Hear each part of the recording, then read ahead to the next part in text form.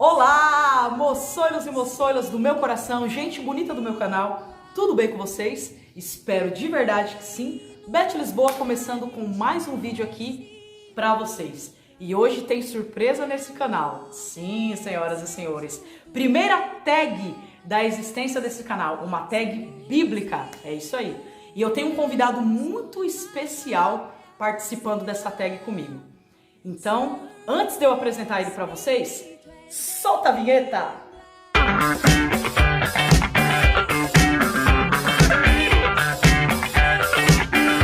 Estou aqui com o grande homem de Deus, pastor Ramon Nascimento. Grande honra ter ele aqui, participando da primeira tag desse canal. E eu quero vos apresentar, né? Graça e paz, meu pastor. Amém, querido. Como é que tá as coisas? Bem, graças a Deus. Maravilha, glória a Deus. Tenho aqui umas perguntas pro senhor. Eu creio que o senhor vai responder aí à luz da Bíblia, né? E eu tenho certeza que, além de respostas, vai ser respostas que vão edificar as pessoas que vão assistir esse vídeo. Amém? Podemos começar? Tá preparado? Manda. Vamos lá, pastor. Com exceção de Jesus, se você fosse uma pessoa da Bíblia, quem você seria? Beth, se a gente for pensar, né, são N pessoas, né, na Bíblia Sagrada que, de fato, dá pra gente se espelhar. Um apóstolo Paulo, que foi arrebatado até o terceiro céu. Aí já pensar no Davi, que recebe um dos títulos mais lindos da Bíblia, o homem segundo o coração de Deus, o Abraão, o pai da fé. Mas eu vou colocar duas pessoas. Uma foi Enoque.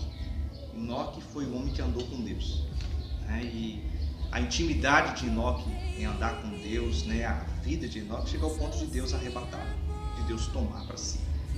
Mas quando eu penso em um personagem, eu acredito que, para mim, né, esse é o nosso anseio, nosso desejo de um dia de encontrar com Jesus. Eu fico pensando em relação a João, né, João apóstolo João, que teve o privilégio de sentar com Jesus, de conversar com Jesus. E João foi mais audacioso. João inclinava a cabeça no peito do mestre. Então eu fico assim pensando, imagina o privilégio de João, né, de poder ouvir Jesus. Grande privilégio. Né, de estar com Jesus, de contemplar os milagres de Jesus e se tornar o apóstolo amor. Agora, o senhor citou dois aí. Se o senhor tivesse que... Mas o senhor tem que escolher um. Se o senhor tivesse que ser Enoque ou João, quem o senhor seria? Ficaria com João, né, pelo privilégio de ter ficado com Jesus. Proximidade com o mestre, né?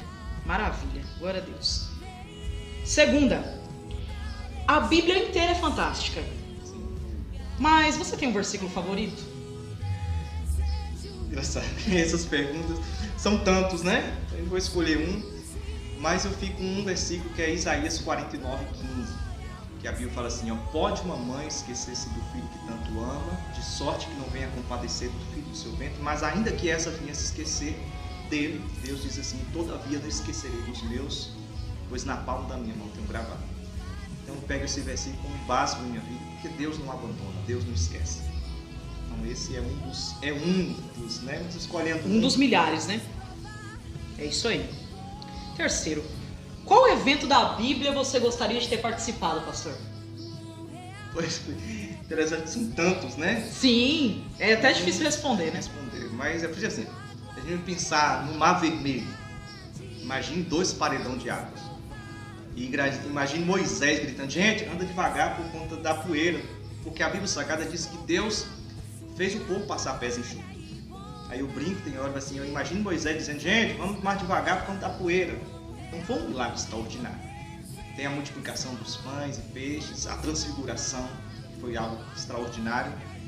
Jesus andando sobre as águas. Então são tantos eventos.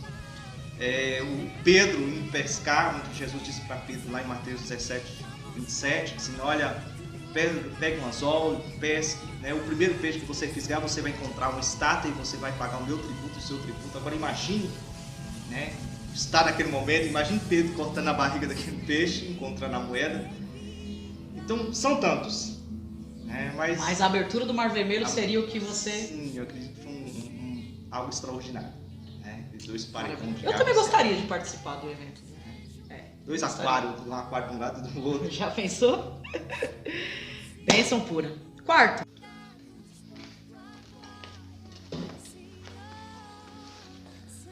Quarto, pastor. Se o senhor fizesse uma entrevista com Jesus, tipo como nós estamos aqui agora. Agora, o senhor frente a frente com o próprio mestre. Qual seria a sua primeira pergunta para ele?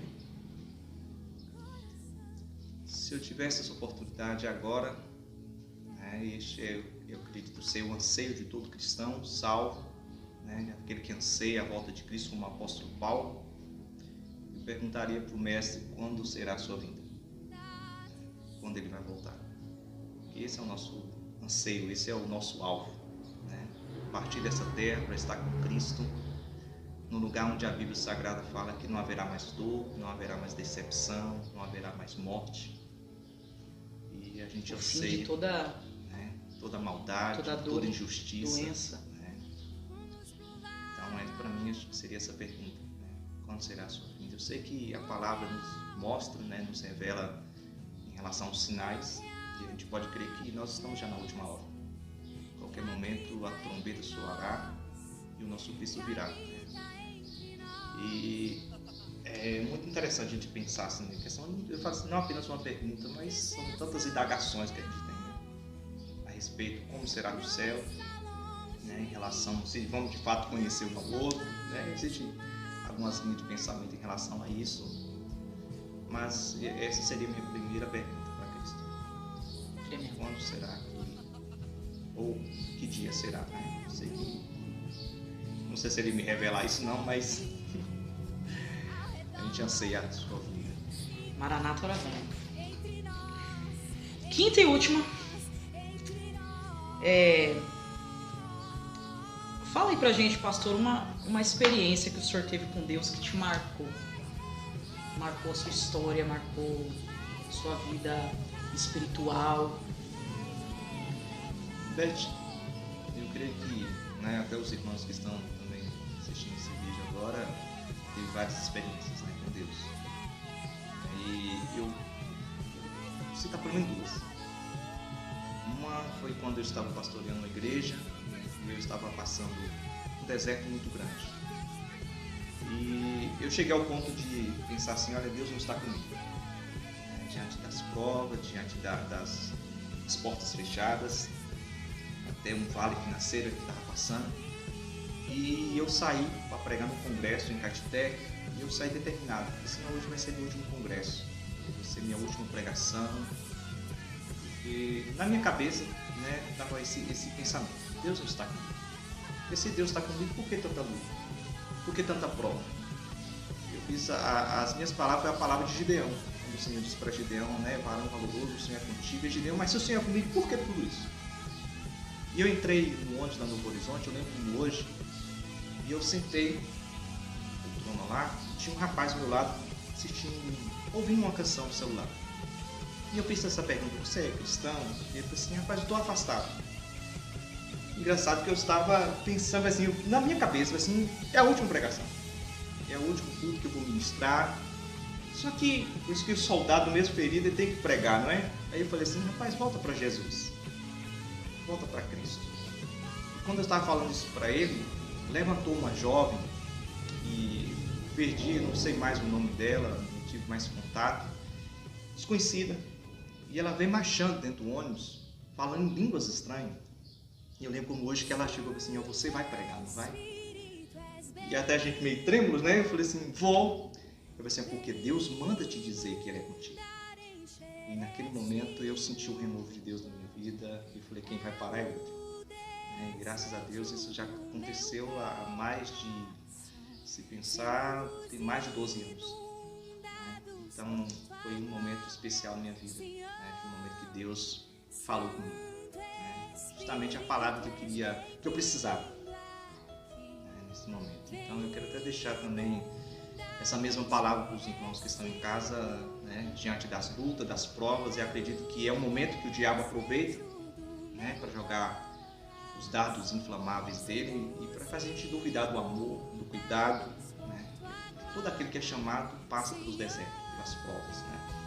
Não tem nenhuma pessoa que foi chamada por Deus, se a gente pegar pela palavra, até o próprio Cristo foi tentado, até o próprio Cristo foi para o deserto, sofreu injúrias, calúnias, e não será diferente conosco. E eu posso contar outra experiência, Beth, que fica até para os irmãos. Nessa época também que eu estava pastoreando essa igreja, era um vale financeiro muito grande. E eu lembro como hoje, quando minha esposa chegou para mim e falou assim: olha, não tem mais nada em casa. Eu tinha meu primeiro filho, Gabriel, estava pequenininho. E eu não tinha mais aonde bater, não tinha mais aonde ir. E aí eu resolvi ir para a igreja. Eu falei assim: eu vou para o templo, eu vou orar, vou falar com Deus. E enquanto eu estava orando, tinha uma irmã chamada Irmã Maria. A Irmã Maria, ela teve uma visão, eu entrando na sala. Quando eu entrei, é tão extraordinário, irmãos, assim, o trabalhar de Deus. Deus é mistério, né? Deus é extraordinário. Não tem como explicar, né? Ninguém explica Deus. E quando eu entrei, ela falou assim: olha, o irmão Ramon entrou aqui. Aí na mesma hora o Espírito Santo de Deus deu um discernimento para ela, assim: olha, o irmão Ramon está passando uma necessidade em casa. E tinha 2 irmãos que sempre passava lá e abençoava ela. Passou lá e perguntou para ela: mano, tá precisando de alguma coisa? E a palavra dela foi assim: olha, mais adiante, ela falou comigo, mais adiante tem alguém necessitado. Não citou meu nome, mas Deus é Deus. E cada um fez uma feira, né, e colocou lá em casa. Então, foi uma das experiências que me marcou, né? Eu falei assim: o trabalhar de Deus, o agir de Deus é tão extraordinário. Então, Deus é aquele que conhece, Deus é aquele que vê, Deus é aquele que sabe das nossas dúvidas, das nossas necessidades, né? Como a Bíblia Sagrada diz, né? O próprio Cristo nos ensinou a olhar para as aves do céu, que não plantam, né? Que não semeiam, mas o Pai olha. E é tão extraordinário, Beth, quando a gente pensa nisso, é que a Bíblia Sagrada diz que nós temos muito mais valor do que os pássaros. Então a gente precisa confiar, né? Jeová Jireh, Deus proverá. É isso aí. Pastor, eu gostaria que o senhor deixasse aí uma palavra para o pessoal que está assistindo esse vídeo, já que nós estamos aí no primeiro dia do ano, né, de 2021. Gostaria que o senhor deixasse aí uma palavra para encerrar esse vídeo, uma palavra que edifique a fé, né, de cada uma das pessoas que vão ver esse vídeo. Com certeza esse vídeo vai ser compartilhado. Amém. Pastor, nós estamos no primeiro dia do ano, 2021. Da glória de Deus, nós atravessamos aí um 2020 muito complicado, muito tenso, muito difícil, mas com a graça de Deus nós atravessamos, né? Conseguimos vencer. E louvado seja Deus que nós estamos de pé, iniciando esse ano de 2021, cheios de esperança, né? E por falar em esperança, gostaria que o senhor deixasse uma palavra aí de edificação para as pessoas que estão assistindo esse vídeo, para os inscritos do meu canal, para as pessoas que não são inscritas, mas que esse vídeo vai ser compartilhado. Gostaria que o senhor deixasse uma palavra aí para abençoar as pessoas, para encerrar esse vídeo. Eu tenho um versículo que eu amo na Bíblia Sagrada, que é Provérbios 28:13. A gente pensa no novo ano, a gente pensa no ano próspero, mas a maior prosperidade é a presença de Deus. Paz é a alegria que vem da parte do Senhor, né? Então, Provérbios 28:13 diz assim: olha, aquele que encobre as suas transgressões nunca prosperará, mas aquele que confessa e deixa alcançará misericórdia. Então, para esse ano de 2021, o segredo, né, que a gente pensa, a Bíblia Sagrada vai dizer que as misericórdias do Senhor são a causa de não sermos consumidos. A gente não é nada sem as misericórdias de Deus. E eu creio pela palavra que para a gente ter um ano de 2021 abençoado, né, um ano próspero, a gente precisa estar na presença do Senhor. A gente precisa abandonar os erros do passado, a gente precisa estar na presença do Senhor. Tem um texto fantástico da Bíblia Sagrada que fala que a arca de Deus ficou na casa de um homem chamado Obed-Edom por apenas 3 meses. E em 3 meses Obed-Edom foi abençoado em tudo. 3 meses. E a arca simboliza a presença do Senhor. Então esse é o segredo, né, para um ano de 2021 abençoado, é ter a presença de Deus. Foi tipo assim, uma palavra que quando a gente faz um casamento, eu sempre deixo para os irmãos que, por exemplo, um casamento para dar certo tem que ser um casamento a 3. Marido, a esposa e Deus. Então a gente convida as pessoas para um casamento, a gente faz a lista, né, de convidados, mas termina o casamento, todo mundo vai embora. E aí pensa-se num casamento que o convidado de honra precisa permanecer, que é Jesus. Então, para o ano de 2021 abençoado, a gente precisa ter Cristo. Que Cristo permaneça, que Cristo seja a base, que a gente venha priorizar Deus. né? E tudo aquilo que não está de acordo com a sua vontade, a gente precisa deixar. Confessar, deixar. E aí as misericórdias de Deus vêm sobre nossas vidas. Amém. Glória a Deus. É isso aí, pessoal. Tenho certeza que esse vídeo edificou a sua vida. E eu já quero pedir aqui, você que não é inscrito no meu canal, se inscreva, deixa seu like, ativa o sininho de notificações e compartilha muito, muito, muito, muito esse vídeo para edificar e abençoar outras vidas. E tem o canal do Pastor Ramon também, Ramon Nascimento. Se inscreva no canal dele também, que todo dia tem um devocional lá, uma palavra que vai abençoar a sua vida e a sua casa. Amém? Que Deus em Cristo abençoe vocês e tamo junto.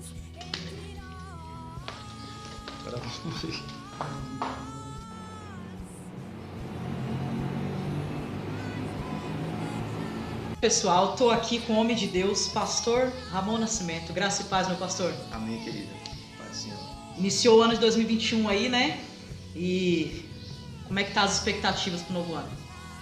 Expectativa muito grande. Não faz essas perguntas não, mas as pessoas só respondem assim, expectativa muito. Pastor, com exceção de Jesus, se o senhor fosse uma pessoa da Bíblia, quem o senhor seria? Eu só não queria sair comigo, palavra.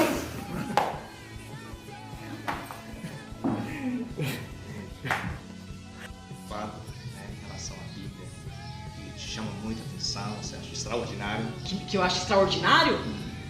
Pastor, Daria tudo para participar. Que eu daria tudo para participar? Com certeza a multiplicação dos pães, porque eu gosto de comer muito.